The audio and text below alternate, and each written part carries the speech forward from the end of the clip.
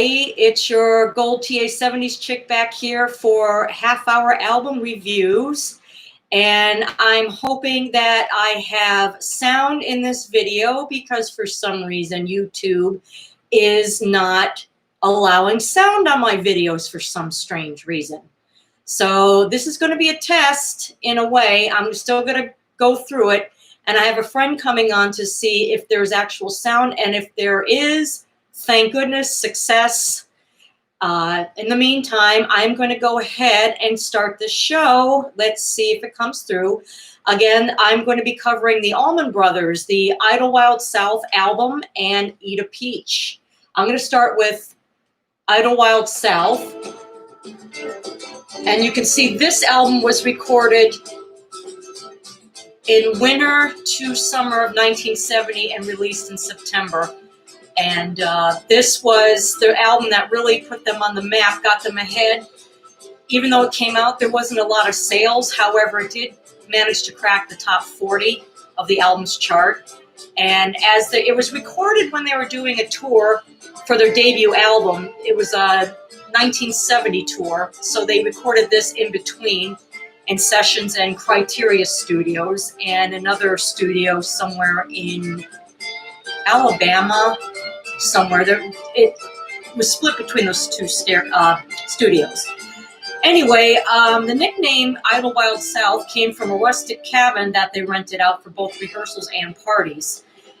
Two of the best-known songs were Midnight Rider and In Memory of Elizabeth Reed, which is one of my all-time favorites by them, a nice instrumental written by Dickie Betts, and it was supposed to be about his girlfriend, then a Latin girlfriend with dark skin and dark eyes, and I know my friend's gonna love that type. And that, and actually it was a rumor that the actual reasoning, the inspiration for this song was a headstone found in the cemetery that said "In Memory of Elizabeth Reed." Either way, it's a beautiful composition.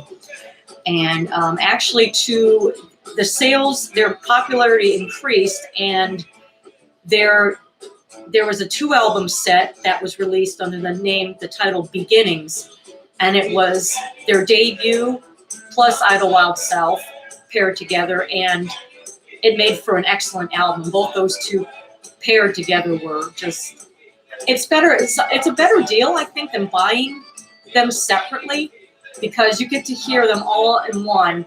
But I had that somewhere, but for some reason I think that the copy got scratched, so I got this one and Eat a Peach separately. But anyway, let's go down to the songs. This one is Revival, Love is Everywhere, and you can hear it. Has kind of a gospel feel to it, and it actually reminds me of, kind of like a Woodstock type atmosphere. Also, it reminds me, I don't know why, it reminds me of being at a county fair and people eating watermelon. I don't know why, but maybe it's due to the country sound. Going to the next song called Please Don't Keep Me Wondering, which is a nice blues rocker here. And there's a slide guitar at the end, the slide guitar sound, which I love. And I will go ahead and take you to that. Actually, let's hear part of it here. The first minute, and then I'm going to lead you to the slide guitar. And this was all recorded. This was the second album that was recorded for the Allmans, and then their next album after that was at Fillmore East, which was one of the most well-loved live albums, one of the best live albums ever, I think, in the 70s. And Eat a Peach, which I'm going to be covering, was released. It was recorded right before the death of Duane Allman. And if you know about Duane Allman, he died. It was a motorcycle accident. There's a flatbed truck coming into his way. He hit the truck, and he was alive when he was brought to the hospital, but he died of internal injuries. And this was on October 29, 1971. But nice slide guitar here by Duane. And actually, I can't cut off the stream. Let me get to the slide guitar here at the end of the song. You have sound 5x5, okay? I don't know what that means, but I'll see. Can you hear it well, though? Is there any way you can hear it well? I'm going live. Why am I thinking I have to put this in-depth video here? It's live. That's what it's supposed to be about. Little mishaps, little mistakes here and there. But listen to that slide guitar. And I'm going to get to the other songs in a few minutes.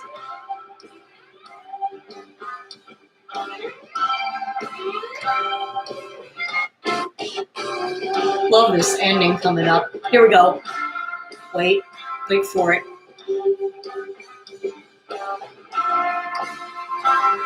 And everybody knows Midnight Rider, which is on one of their popular. Here we go. I love the ending of this.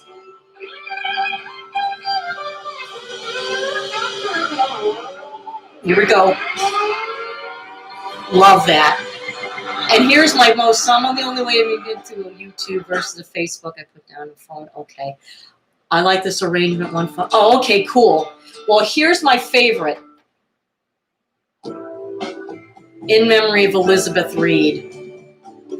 This is a fantastic kind of sleepy, daydreamy type of beginning of the song here. Reminds me of a day like this where the sun's out, but you're just feeling kind of lazy, you know, just about to drift off into sleep. And then a couple minutes after this, it kicks into a nice, really nice kind of bluesy, psychedelic jazz instrumental. Why even fix this, right? Oh no. Versus the Facebook phone. Okay.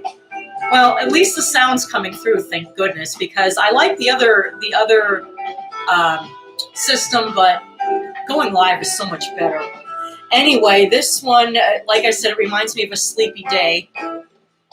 And the other compositions, which were on album, which were the flip side, some critics thought it was a little bit of a disappointment, but it's still just as good. There's a rocker, blues standard called Hoochie Coochie Man, which they do it justice, and a very nice mellow ballad called Please Call Home.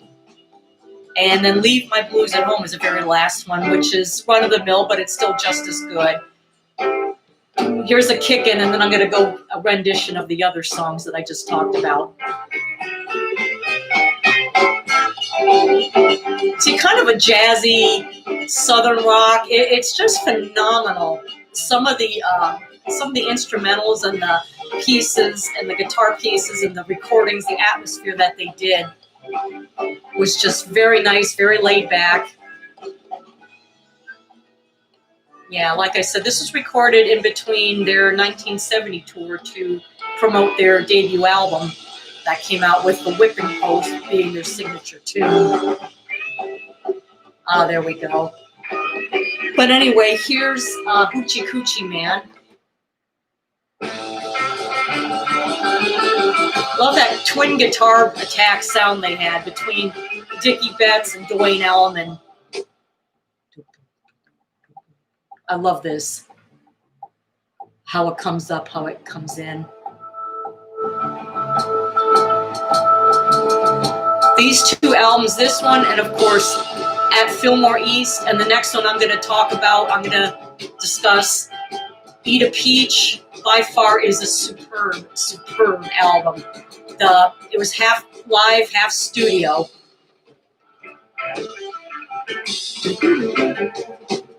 And here's Please Call Home.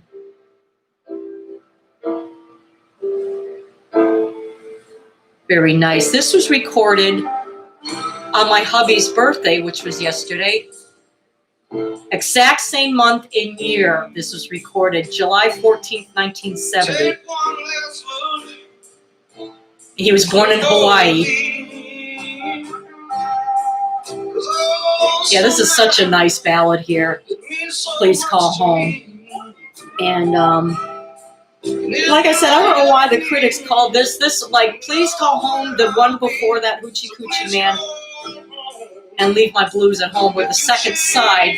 And they said it was a disappointment, which I don't think it was. I mean, yeah, the first half, which I just went through with In Memory of Elizabeth Reed and Revival, Please Don't Keep Me Wondering, and Midnight Rider. The whole album is just superb, very sublime. And here's Leave My Blues at Home.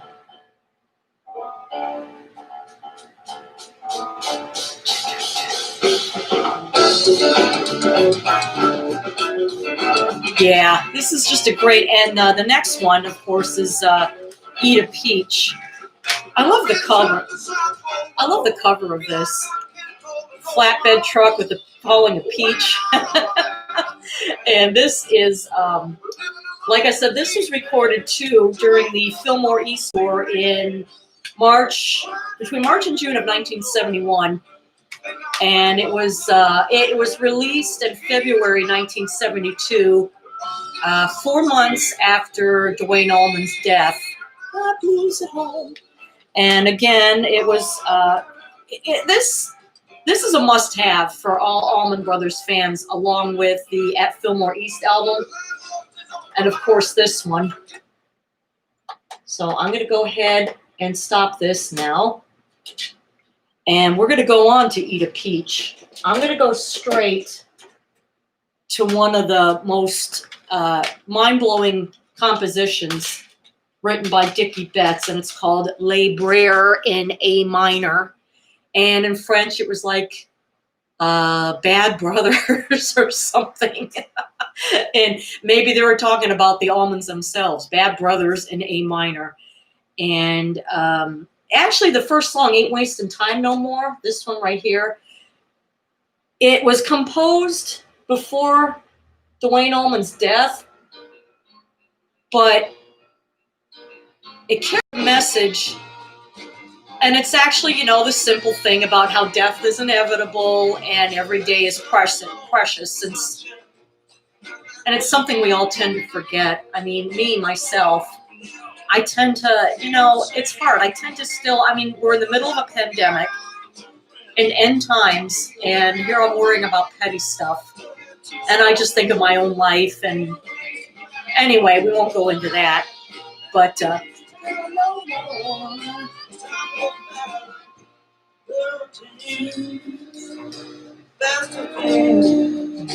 like a hurricane. And anyway, here's Les Brers in A minor. It's like an avant-garde beginning here. You can barely hear it. Like the little bits of cymbals come in, and then a little bit of guitar, kind of avant-garde guitar picking for like the first 3 minutes and 45 seconds is that, and just like a little bit of a wah-wah guitar. And then right around the 3:45 mark, it goes into kind of like a psychedelic jazz rock kind of direction. And this is fantastic. You can hear the dum dum dum. I think it's kind of the bass there. Yeah, that would be easy for me to learn my bass too. Since I'm still, of course, an amateur, and I got to practice some more today. Even though I shouldn't, well, it's kind of like a practice, but really I got it just to fool around on. See, there we go. It's just very avant-garde. There's the wah-wah guitar. And I forgot to tell, I didn't realize that this was going to work, so I didn't tell my friends that I'd be live. So I guess they'll have to tune into the upload of this. But anyway, let me get to the 3:45 mark, and you'll hear where it changes. Let me turn that down so you don't have to hear all that noise, that infernal noise, as some of the Southern people say. Stop that infernal noise. Okay, here we go. Here we go. Come on. Oh, here we go. That bass. Ooh. This is truly a masterpiece, this whole album. And this one, and you've got to hear Mountain Jam, which is a half-hour long, and it was split in two, because when it was originally released in 1972, of course, back then there was vinyl and 8-track. And among the vinyl, they had to split it in half. They had to have half-hour, like 19 minutes of it on one side, along with the other songs, and then another half an hour on another side. So they split it, but for the CD, it's all in its entirety. And they trade guitar solos between Dickie and Dwayne. And there's two drummers, actually. If anybody knows, if anybody's new to the, hey, Blaze Gaming, I'm glad you can come on. Glad I got my sound here. Thank God, because I had to do videos, and I hate doing videos because you got to get everything down. And it's just better doing it live because you can talk freely and you don't have to really put on. So it's kind of a come as you are. Or not really come as you are, but I try to fix myself up. And, well, you get the idea. But anyway, and all those of you new to the Allman Brothers, they actually have two drummers, Butch Trucks and Heimo Johansson. And in the Mountain Jam, they trade drum solos as well. And Barry Oakley played the best bass lines in this. And it's a sad thing, too, that Barry Oakley, also near the end of 1972, November 11th to be exact, he also died in a motorcycle accident. This was a little over a year after Dwayne's death, and it was 3 blocks away from the same spot. That's spooky. It's like, is that area cursed or something? I don't know, but yeah, he actually refused medical attention. But then, of course, 3 hours later, he was in delirium and in complete pain, made it there. And of course, he died of the cerebral swelling due to the head injury. So, and there was actually in 1998, the Georgia State Legislature named the bridge on State Highway 19 and the U.S. Road 41 in Macon, Georgia, as the Raymond Barry Oakley 3 Bridge, and the road that was carried by it was named Dwayne Allman Boulevard, which is very fitting. And this, like I said, this is a must-have among Allman Brothers fans. And this one goes on, and there are other blues standards. One of them is One Way Out, which was done by Muddy Waters, or actually Elmore James, and Trouble No More was on their debut album. They recorded it live here, and it was Muddy Waters. It was a Muddy Waters remake of the Muddy Waters oh my God, remake of the Muddy Waters standard, the song, and there are other songs here. One of the most overplayed, I think, is Little Martha, Melissa. Nice song, but I hear it a lot. And another rock radio staple, is Blue Sky. And I'll go ahead and play that real quick. This is Melissa. Oh, that's Mountain Jam.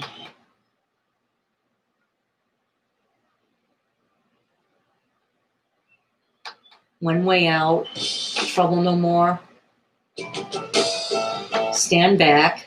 Oh, here it is. This is such a nice song. This one along with In Memory of Elizabeth Reed, I think are good songs on a lazy sunny day. This one is more like laying back. I tend to think of growing up in my childhood, like very early 70s, when we had that backyard that was nothing but grass, and it flowed into my neighbor's backyard. No fences, nothing, just all straight through. Reminds me of kind of being there, like on a blanket, kind of laying back, just looking up, like in a spring day where it's not so hot. And same with Idlewild South's In Memory of Elizabeth Reed was more like a sleepy day, a sleepy spring summer day where it's warm and you just feel like lazing around. You're kind of on the verge of sleep. Those two are, like, to me, set the stage for a nice lazy summer day.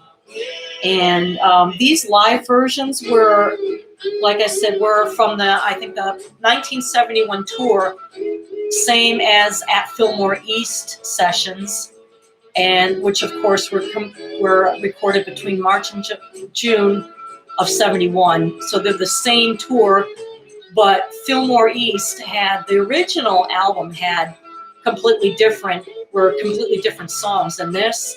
But in the deluxe version, you get everything included on the Eat a Peach, these sessions along with that. So it's funny how companies tend to release best of deluxe, even though you already have the albums. It's like more money in their pockets. You see it and you're like, oh, this is cool.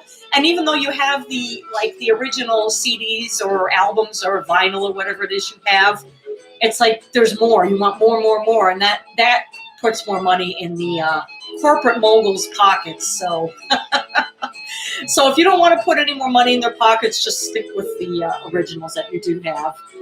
And so yeah, these are some really interesting albums to check out by the Allmans. And the last composition was a 2-minute instrumental called Little Martha. One of the nicest, I think it was the only instrumental composition that Duane Allman wrote. And it's 2 minutes long, just a nice acoustic piece. And like I said, this album is worth it just for really Mountain Jam and Libraire in A minor. This is worth the cost alone, although the entire album is outstanding. It's just worth the cost. So that's a 2-minute, like I said, that's a 2-minute nice acoustic piece. And let me see what, here's the cover of Idlewild South. This is kind of like, it's neat the way they have the, kind of like the little dark, like little dots there. It's kind of, Duane kind of has a little creepy look on his face, but it's kind of like ghostly. That's what it is. It's kind of ghostly, kind of spooky kind of atmosphere there. And this one, and like I said, there's the peach. And remember when I said the Revival Love is Everywhere song reminded me of a county fair with people eating watermelon? Well, there you go. A flatbed truck. Oh my goodness, look at this artwork. Oh my God.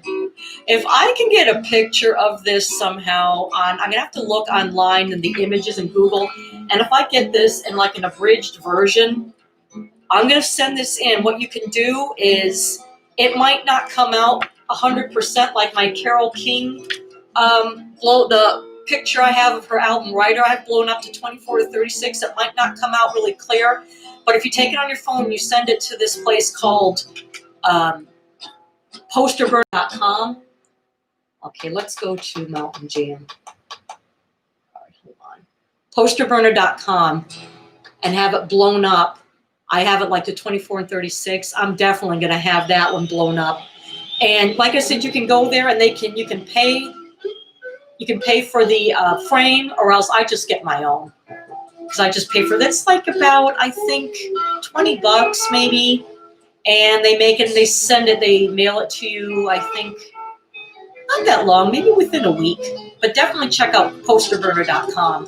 And that's definitely something I'm getting blown up. So, and again, the Allmans, like I said, these, I think they're first four, the debut album, Idlewild South, and both the live albums, the at Fillmore East and this one, Eat a Peach, for me, I think they were the best albums. And then they came out with Brothers and Sisters, which was good, but it was their only #1 album too. But it's something I can like hear once in a while. And of course, it boasted their hit Ramblin' Man, which almost hit #1 on the charts in 1973. It was #2. And then after that, they released albums. One of them, I didn't hear too much of them, but I listened to some of Win, Lose, or Draw, and I wasn't really that really impressed by it. And then Enlightened Rogues, I think, was their last good album. And then in the 80s, they kind of went, south a little, kind of blanded out. And then in the early 90s, there was Seven Turns, which that song, what was the name of it? God, I can't remember the name of it. It escapes me. I'll have to, when I remember the name of it, I'm going to go ahead and put it in the comments. But it is a good song. It's a radio staple as well. Well, everybody, that ends my half-hour album review show with the Allmans Idlewild South and Eat a Peach. So if you like what you hear, please give the video a thumbs up. like, comment, and subscribe, please, and hit the notification button. And I will be having these live videos every Monday, Wednesday, and Friday at 1 p.m. Eastern Standard Time. Well, everybody have a wonderful hump day, and I will catch you all on Friday. Bye.